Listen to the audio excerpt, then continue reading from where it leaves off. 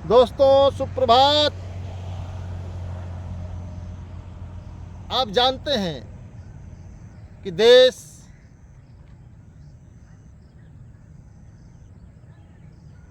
पूंजीपतियों के हाथ गिरवी रखा जा चुका है। सरकार को रोजगार के सवाल पर गंभीरता से विचार करना चाहिए, लेकिन सरकार रोजगार पर नहीं बल्कि फूट डालो, राजनीति करो, जाति धर्म संप्रदाय, इतना ही नहीं भ्रष्टाचार में लिप्त सरकार आज कुछ बोलने से कतरा रही है। इस बात को समझने की जरूरत है। अगर हम आप नहीं समझेंगे, अब समझिए कि बीएड को प्राथमिक से बाहर क्यों किया गया। क्योंकि आप सवाल कर रहे थे कि प्राथमिक में 1,26,000 पद खाली हैं, जबकि 1,39,000 पदों को समाप्त कर दिया गया है। ऐसे हालात में अगर हम आप मौन रहेंगे, हम आप शांत रहेंगे, तो सरकार समझेगी कि देश की जनता, प्रदेश की जनता एकदम संतुष्ट है, उनको किसी चीज़ की ज़रूरत नहीं है। और हम विश्वास नहीं रखते 5 सालों में सरकार बदलने की। आपको पता है, कहा गया है कि जिंदा कौमें 5 साल का इंतजार नहीं करती। तो मित्रों, ये वक्त आ गया है, अगर आप जिंदा हैं, सामने चुनाव है, तो सरकार से सवाल करिए कि आखिर सरकार उत्तर प्रदेश में जो 6 लाख पद खाली है उसे भरने का काम क्यों नहीं कर रही है। और सबसे बड़ी बात, जो इस पर सवाल कर रहे हैं, उन पर FIR, मुकदमे, जेल भेजने और चार्जशीट दाखिल करने की क्या ज़रूरत है। हम कोई अपराधी प्रवृत्ति के नहीं है, हम कोई अपराध नहीं किए हैं, हमने कोई मर्डर नहीं किया है, हमने कोई चोरी नहीं की है, हमने कोई गुंडाई नहीं की है, हमने कोई अपराध नहीं किया है। लेकिन फिर भी जबरदस्ती सरकार युवाओं के रोजगार के मुद्दे को दबाने के लिए, युवाओं के रोजगार के सवाल को दबाने के लिए ये जो कूट रचित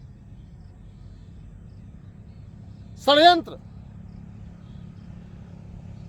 रच रही है, उससे युवाओं का मनोबल टूटता जा रहा है। सभी FIR से डरते हैं, क्योंकि FIR इंसान पर ही होता है, इस बात को सभी जानते हैं। लेकिन FIR होने से आर्थिक, चूंकि आप वकील खड़ा करेंगे, जमानतदार की व्यवस्था करेंगे, आप कोर्ट कचहरी का चक्कर लगाएंगे, तो आपका समय भी जाया होगा, आपका मानसिक हरासमेंट भी होगा और आपको आर्थिक तंगी का शिकार भी होना पड़ेगा। और ये सरकार बुलडोजर वाली सरकार है दोस्तों, इस बात को समझने की जरूरत है। अगर इस बुलडोजर वाली सरकार को आगामी लोकसभा में सबक नहीं सिखाया जाएगा, तो आने वाली पीढ़ियां हमसे, आपसे सवाल करेंगे कि आखिर आपके ऊपर जब अत्याचार हो रहा था, ये जब आप जानते थे कि सिस्टम को गिरवी रखा जा रहा है और आपके ऊपर FIR मुकदमे झोंके जा रहे थे, तो तमाम साथी मौन क्यों थे। मौन नहीं होना है, चुप नहीं बैठना है, संघर्ष करना है, लड़ाई लड़नी है और पूरी ईमानदारी के साथ, पूरे जोश के साथ, पूरे होश के साथ लड़ना पड़ेगा। हमें आपको मजबूती के साथ कंधे से कंधा मिला करके सरकार से सवाल करना है और इस बात को लेकर के इस बाबत सवाल करना है कि अगर प्रदेश में पद खाली हैं तो उसे भरे जाने की कवायद कौन करेगा।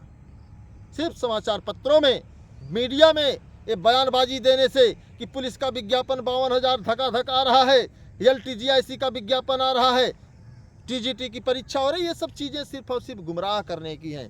प्रधानमंत्री और मुख्यमंत्री जी लगातार पूरे देश को गुमराह करने में पूरा विचार बना लिए हैं। और हम आप क्या कर रहे हैं कि मौन है। हम आप प्रधानमंत्री जी के, मुख्यमंत्री जी के विचारों को, मन की आवाज़ को बखूबी सुनते हैं, कहीं कोई लॉलीपॉप तो नहीं आ रहा है। जबकि हकीकत यही है दोस्तों कि आज तक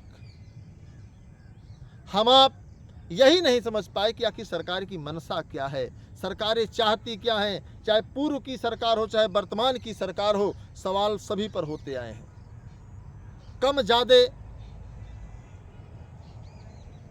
थोड़ा ज़्यादा, तमाम सवाल हुए हैं। लेकिन कुछ सरकारें तानाशाही पर उतर आई हैं, युवाओं पर आंदोलन करने का जो संवैधानिक राइट है उसको समाप्त कर दिया जा रहा है और युवाओं पर मुकदमे झोंक दिए जा रहे हैं। और आप हैं कि आप मौन हैं, आप वीर हैं, आप पढ़े लिखे हैं, आपको संवैधानिक राइट्स हैं।